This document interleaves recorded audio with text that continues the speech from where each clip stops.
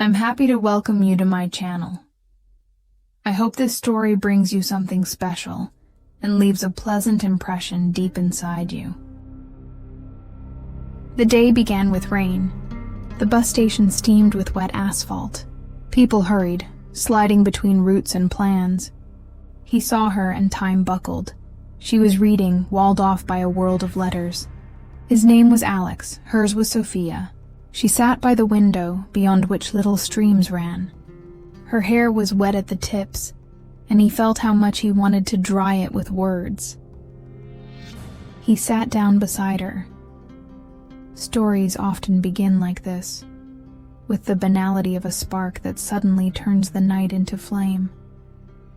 "I don't like the rain," he said, "but I love how it smells on pages." She raised her eyes and smiled. "Me too. Especially when the pages are thin and rustle like wings." They talked a lot and about nothing. About books and tram lines. About cities they had not yet been to but already missed. About fears that resemble old postcards from other people's lives. She said she was writing a novel. She said it somewhat shyly, as if confessing a weakness. "Will you let me read it?" he asked. "I will. Someday. When I have the courage." She got off at her stop, in a hurry, forgetting even to look back. The words, "see you," broke apart into the ringing whisper of the doors. He searched. First persistently, then stubbornly. Then, with a despair that knows despair is already useless. The streets spat him out, dried by wind and coffee. In the end, life asserted its rights. It always does. It restores the everyday, returns the diary. He met Martha. She knew what to do with space and time. Her steps were even, her laugh bright. They got engaged. White walls and warm-toned lamps appeared in the apartment. Shopping lists and small maps of the future hung on the fridge. Until one evening, in the hall of a charity foundation, among stands and the smell of fresh print, he saw her. She was holding a thin notebook. "Hi," she said softly. "I didn't know where to look for you. And I was afraid." "I was afraid too," he answered. There was a bench in the corner. They sat. She gave him the notebook. "It started on that bus," she said. "I called the hero you, because names sometimes break the fragility." "I'm engaged," he said. "But it feels like I have never been as alive as I am now." She closed her eyes. Life is sometimes a choice not between good and evil, but between good and good. And it still hurts. He read the manuscript at night. Silence lay down page by page. The window breathed cold. The characters walked a thin bridge over water. The novel was honest, like a scar. On the last page, an emptiness that screamed, "Write me." The next day he met her. "I love you," he said. "Or it seems so to me." "Love doesn't seem," she answered. "It either is or it isn't." "It is," he whispered. "Then tell Martha the truth." He came home too early for evening and too late for morning. Martha was washing cups. Water ran down in neat stripes. "I met that girl," he said. "The one I told you about when we were just starting." "I remember," said Martha, setting the cup down. "You thought it was a dream. It's not a dream. And what will happen? I want honesty." "Honesty is cutting into the living," said Martha. "But fine. Cut." They talked for a long time, calmly, like adults. She took off the ring and placed it in his palm.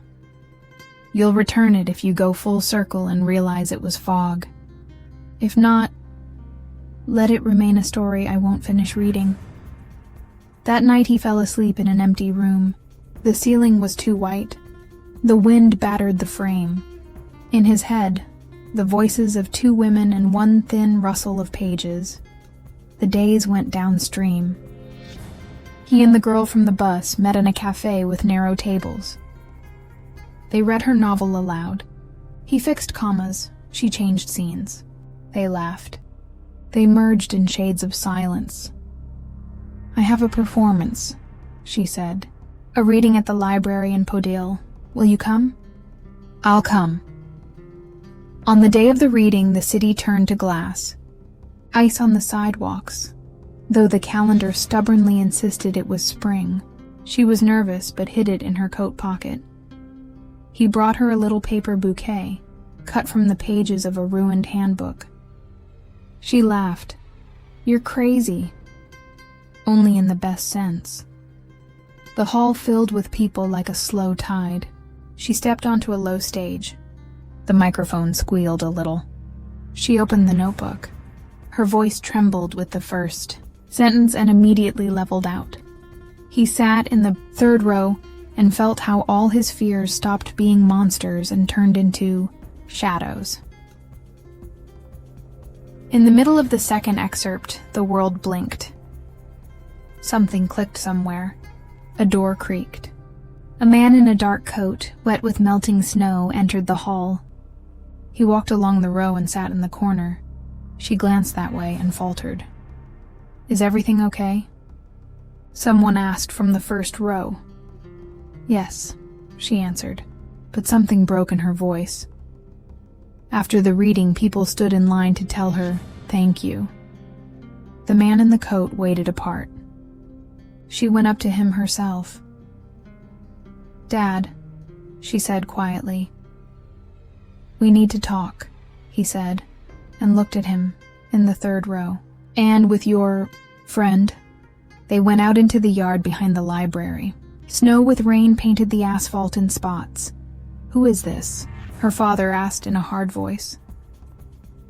"The person I want to be with," she answered, looking straight. "You promised your mother," said her father, "that you would finish school and leave. No novels, none of these adventures." "I didn't promise anyone to be a stone.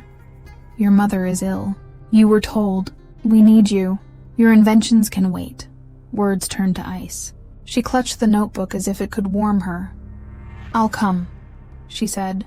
"I'll go tomorrow morning. But this isn't the end. It's for now." Her father sighed. For now is often forever. They were left alone. The yard was empty, like a frame without a photo. "I'll go for a few weeks," she said, not raising her eyes. "I must." "I'll wait," he said. "Do you promise?" "I promise." In the morning, the station woke before dawn. The train pulled in like a long wrinkle in time. She stood by the car, her lips trembling, but she was laughing. "Give me your favorite bookmark," she asked. He gave her an old ticket, the very trifle that told more than a letter. "And you, give me the last page," he said. "Blank. I'll write waiting there." She tore out the last page. "Right. I'll return it when I come back." The train left. He stood and watched as the edge of the car took his now into someone's faraway Wednesday. A week dragged like a wet rope. He wrote her messages, called. The signal vanished. She answered rarely, briefly. "Okay." Hard. Hugging you. One evening the reply didn't come. And the next, also, on the third day, Martha called. Her voice was alien and tender at once. "Have you seen the news?" "No." "The road to their village. There's been a landslide after the rain. A minibus. There are casualties." The world narrowed to a dot. He ran, he searched. He called hospitals, dispatchers, stations where only strangers' voices are let in. He found her in the second hospital. She slept, connected to quiet machines. The doctor spoke evenly, like chopping wood. "The condition is serious. Time is needed." Time became a room without windows. He sat by her and read her novel aloud. He turned pages slowly so as not to miss her breathing. Sometimes it seemed she was listening. Her fingers barely moved, as if trying to hold an imaginary pen. One morning, The machines spoke longer than they should. A nurse ran in. The doctor entered with a gait that makes you not want to ask. We did everything we could. The world fell into a silence where there were no words. Only her things trembled on the table. A scarf smelling of jasmine, a notebook, a broken pencil, a white blank page, the very one he was to fill with the word waiting. He stepped outside. The rain fell as on that first day. The city was wet and alive, as if nothing had happened. Martha stood by the entrance. She had come in silence. "I'm here," she said. "Not because you're mine, because you're alive." He didn't cry. One cries who knows how to let water in. He stood and dried out from the inside. Then he returned home. Her book lay on the table, or rather the manuscript, and the blank page she had given him. On it he wrote waiting. He traced the letters slowly, as he would walk across thin ice. Then he added, always. He opened the notebook. The last chapter remained unwritten. He tried. The words walked like the wounded. He wrote at night, wandered the city by day, and in the evening read aloud to the one who was no longer there. Once he went to that same bridge, under which the water spoke without him. He took out the sheet. He looked at the word waiting. "Look," he said into the darkness that sometimes returns voices. "I'm still waiting, but now, in a time where there is no clock." In spring he took the manuscript to that same charity foundation. "This is her novel," he said. "It's unfinished, but finished in what it had to say." The volunteer took the notebook the way one takes a child. "We'll do a memorial reading," she said. Let her voice not be silent. The hall was full. People sat tightly. The city smelled of first grass. He stepped up to the microphone and stopped. She once said, "When you don't know what to do, listen to the silence." I'm listening. And I hear her. He read an excerpt. On the word bridge, his voice broke. Someone in the hall cried softly. Someone held a stranger's hand. After the reading, he stood alone. Martha came up to him. "I'm not giving the ring back," she said gently, "because that would be backward and we need forward. But if someday you learn to breathe again, come. Not as one who is guilty, as one who lives." "Thank you," he said, "for the shore that held me while I learned the water." At night he returned to the bus station, the same one. People hurried as always. Someone laughed, someone quarreled, someone read, walled off by a world of letters. He sat in the same row. He laid her scarf beside him and closed his eyes. "Hi," he said quietly. "I'm here. If by chance you sit down beside me again." The bus pulled in like a sigh. The doors opened. He didn't move, because he knew.